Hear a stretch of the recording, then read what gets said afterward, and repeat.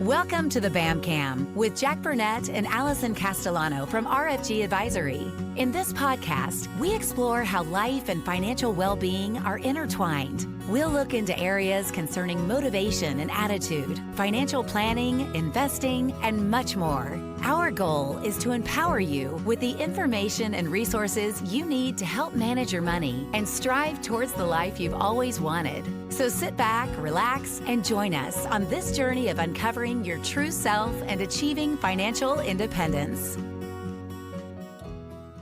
Hello and welcome to the BamCam podcast with your hosts, Jack Burnett and Alison Castellano. I'm Wendy McConnell. Now, we're down at Jack, but we're up in Adrian. Exactly. Yes, we have a very, very special guest with us today, and I'm very excited about having him with us. Yeah, my name is Adrian Castellano, and I am extremely excited to be here. I have listened to all the podcasts already. Really excited to be a member or a guest here on the BamCam today. I'm really excited that Adrian's here today because he's my husband, and we've been married for 4.5 years. We have a beautiful daughter together, and so we're partners in life and in parenthood. But we're actually going to take that partnership one step further and be partners in business together. Uh-oh.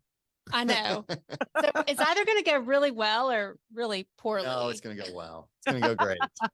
I like the enthusiasm. Yes. Yeah. No, we're both really, really excited about it. But I want to give y'all a little brief background on our love story. Like most modern love stories, we met on a dating app. And I actually had a little bit of an advantage because I knew who Adrian was because I used to watch him on TV. And I always thought, well, that guy's pretty cute. And what's his story? He's not wearing a ring. And then one day he showed up on my dating app and I swiped right and he swiped right. And the rest is history. And it's one of those apps where the female has to send the message first. Okay. And all she did was send an emoji. It was a waving hand. Okay. That was it. And so I had to respond to that. Put a little pressure on you. He's here now, so it worked out. Yeah. But Alison, let me ask you this. How crazy was it to see somebody that you see on your television every day on your dating app? It was weird. And I'd always wondered about him. This new guy started showing up on my TV, and I always did think he's pretty cute. Huh. What's his story? And I looked for that ring, never saw a ring, so I knew he was at least not married. Or pretended not to be married. Yeah. Did you do a little dance when I swiped right? I have no clue if I danced or not. But she's dancing now. Yeah, there we go. But I did have that advantage. So I mentioned, Adrian, I knew you from TV.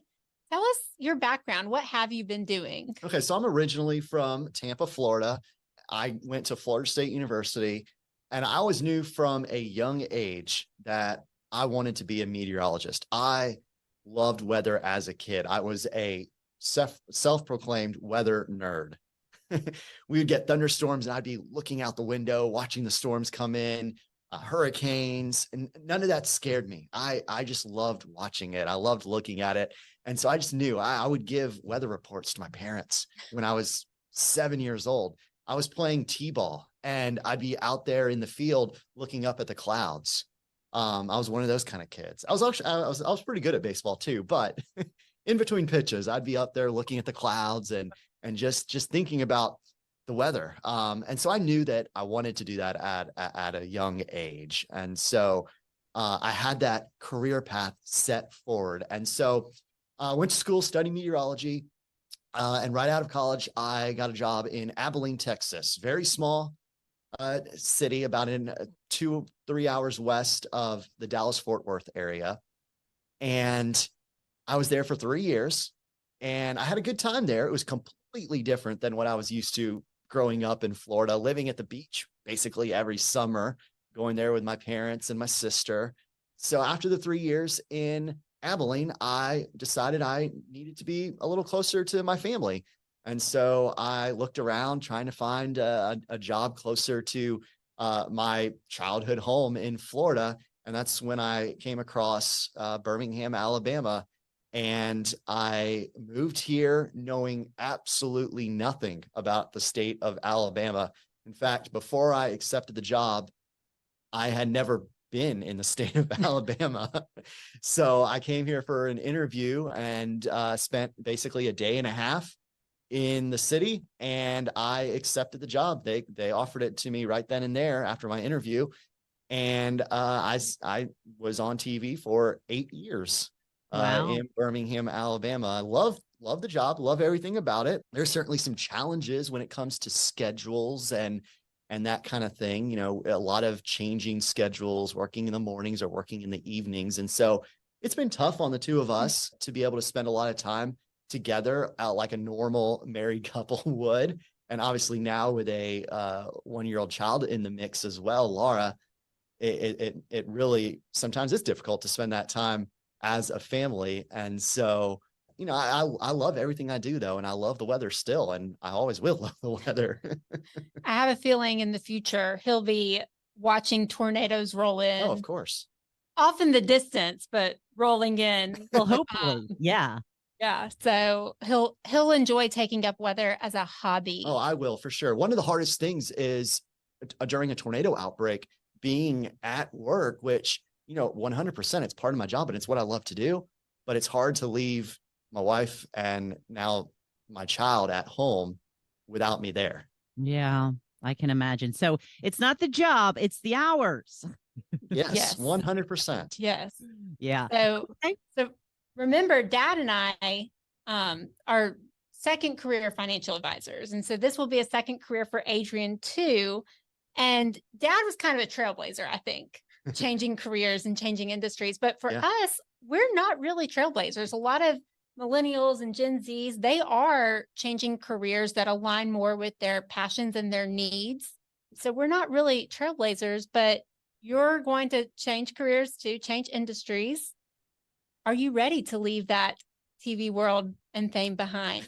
Fame. I don't know if I would call it fame. And yes, I am so excited. So like you mentioned, this is the perfect time. A lot of people in our generation are making these career changes around this time in their lives, in their, you know, sometimes even in their 20s, but 20s and 30s, especially now into their 40s.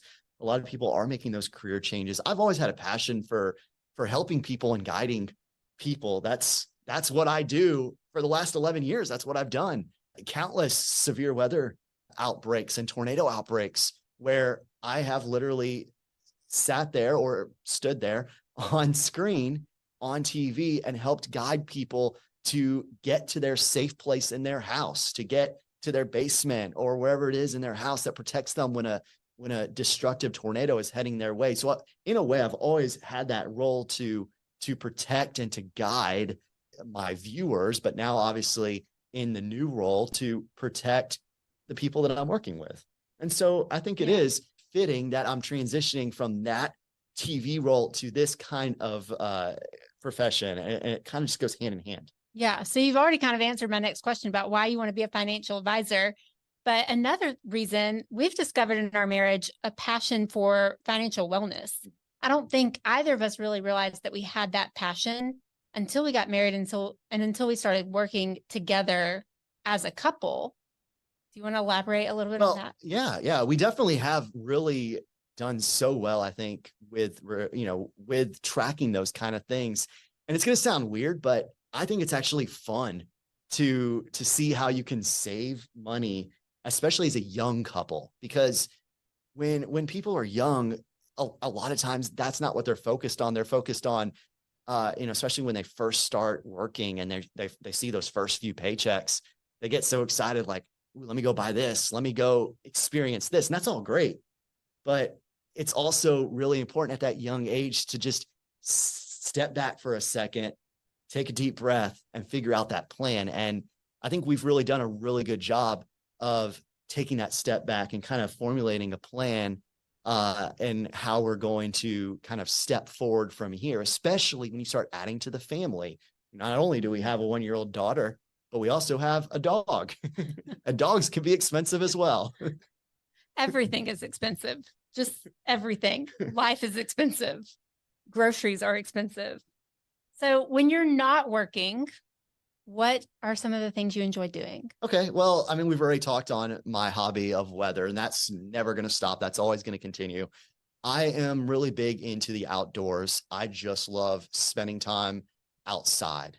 And so when I was younger, I spent a lot of time at the beach with my family. But here in Alabama, I love spending time in our yard. I love doing just all kinds of little things around the house, the projects outside, typical kind of dad things, I guess you could say. I love cutting the grass. I love, planting things in the yard. I take care of all the plants in our yard, the flowers and all that. I just love like all that kind of stuff outside.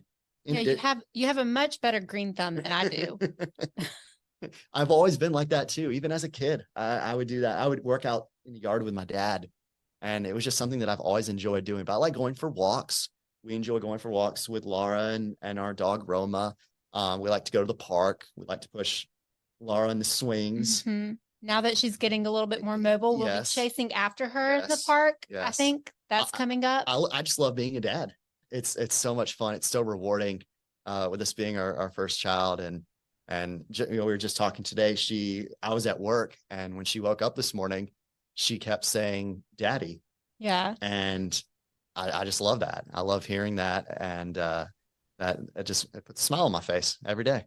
Yeah, she's doing new cute things every single day. Oh, and you guys are just so sickening sweet. I mean, can you tell this is going to work out? Like, we're just really good partners. Where's the fight? Come on. Hey, you know what? So with me working in TV now for the last, since we've known each other, we have never had a common day off. Oh, between the two of us. Well, the wedding day.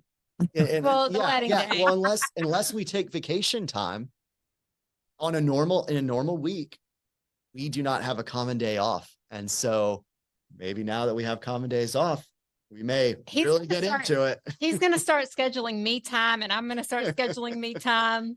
No, we're going to be a whole different couple. We're excited. No. It's going to be great. You say that we're like cute and in love and all the things, but Adrian does have something that most people don't know about him. All right. This is a great story.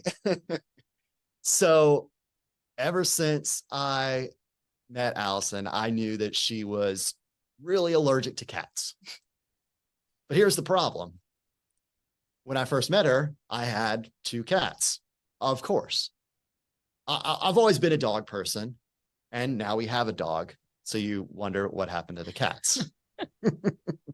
When I first moved to Abilene, I wanted to get a dog.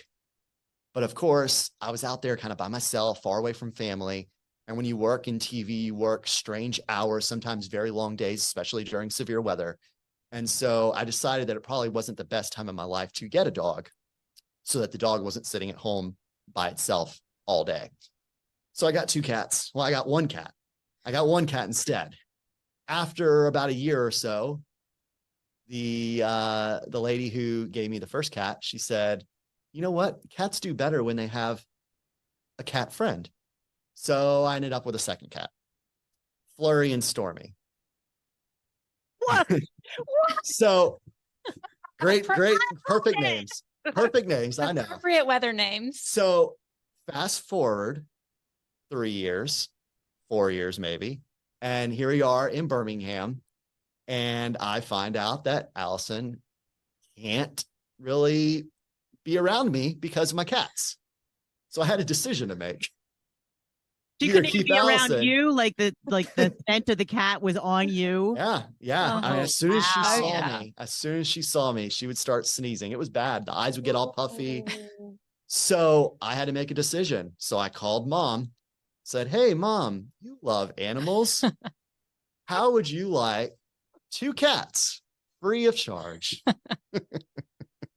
They're never really free, Adrian. Yeah, no. So about 2 weeks later, I packed up the 2 cats in my car, and I made the 9-hour drive down to Tampa and dropped off those 2 cats with my parents. And those 2 cats have been living with my parents ever since. But I will say those 2 cats are living their best life. His parents are saints for taking them in, and they treat them like cat royalty. And those 2 cats really are living their best life. They really are. Side note, Stormy, when she first moved to Birmingham with me, she broke her arm. She broke her paw. she was crawling around in our pantry, in my pantry, and her arm got caught. And so $2,500 later, again, that's expensive. $2,500 later, she had a brand new arm. And then it was about 2 months later that she ended up having to go to Tampa. Oh no. So you knew pretty much right away that he was serious about you, Alison. He's getting rid of his pets. He's serious. Yeah. Yeah. At that point, it had to work out. We were in too deep. So, Adrian, tell us, what is your proudest accomplishment? Well, in my professional career so far, I would say my proudest accomplishment was studying for and passing the CBM. It's the Certificate of Broadcast Meteorology, and it's given out by the American Meteorological Society. And it's a very hard and difficult honor to achieve. And it's two-part. It's a written exam. It's like a 100-question exam that you have to pass. And that was, for me, that was the easy part. The hard part was you have to submit your weathercasts that you do to the American Meteorological Society, but you have to be very, very, very technical in your delivery on air. And that's completely different than what you're taught on air, because you're always taught, speak in a way that the average person at home can understand what you're talking about. You don't need to use all this scientific jargon and things like that. And it's like that in any career, really. You don't want to be talking over someone's head.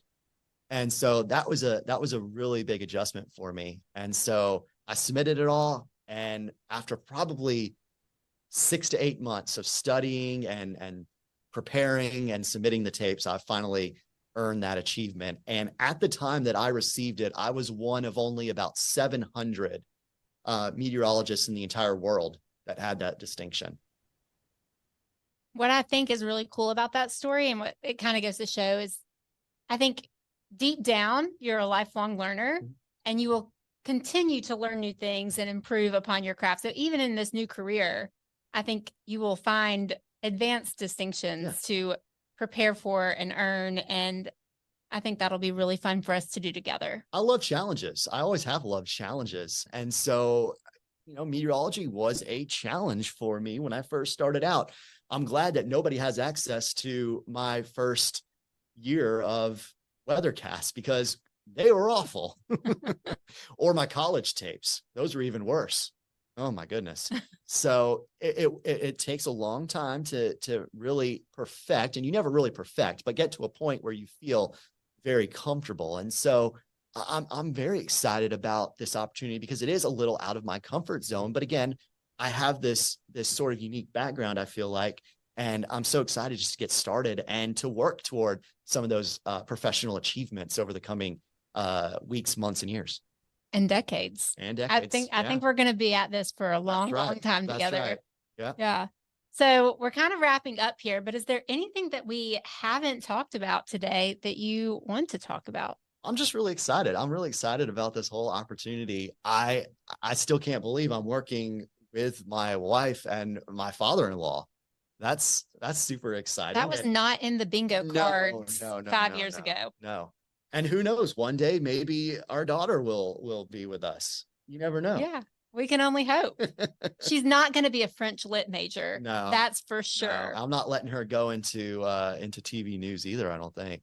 We'll have to talk that one through very, very carefully. Yeah, here we are. We're already planning her career. No, she'll do exactly what she wants to do. If she has a passion for it, that is what we are going to be okay with. Yes.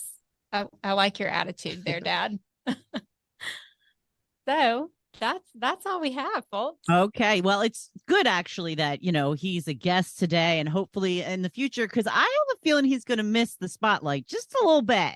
Maybe a little bit. Yeah. It's a little bit of a little on right now. And I have a feeling he does have some star power to him. In fact, when we first started dating, we used to kind of joke that he was a super famous meteorologist, because to me, he is a super famous meteorologist. Well, he is. He's on TV. That's super famous. I get recognized every once in a while. Yeah. Local Not celebrity. too often. Pretty often. Yeah. Is it infringing on your time together, Alison? No. Okay. Is it the young girls and they're like, hi, Adrian, Oh, I'll it's watch you it's every definitely morning." not the young girls. The people who watch the news these days they're not really in our generation. No. Well, I watch the news, but I'm not in your generation, so I'm going to leave it at that. Okay. Well, Adrian, it was great to get to know you today. Thank you for joining us. Thank you so much. And Alison, how can people get in touch with you if they have some questions about what's going on with the BamCam podcast? So our website is eaterfinancialwellness.com. Eater is ITER, financialwellness.com. And you can reach me through my email at allison@eaterfw.com.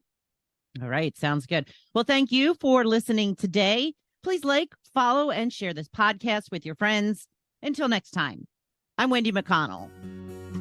Thank you for listening to the BamCam podcast with Jack Burnett and Alison Castellano from RFG Advisory. Click the follow button to be notified when new episodes become available. Visit our website at rfgadvisorywealth.com/Jack Burnett or give us a call at 205-510-9072. And don't forget to click the follow button to be notified when new episodes become available.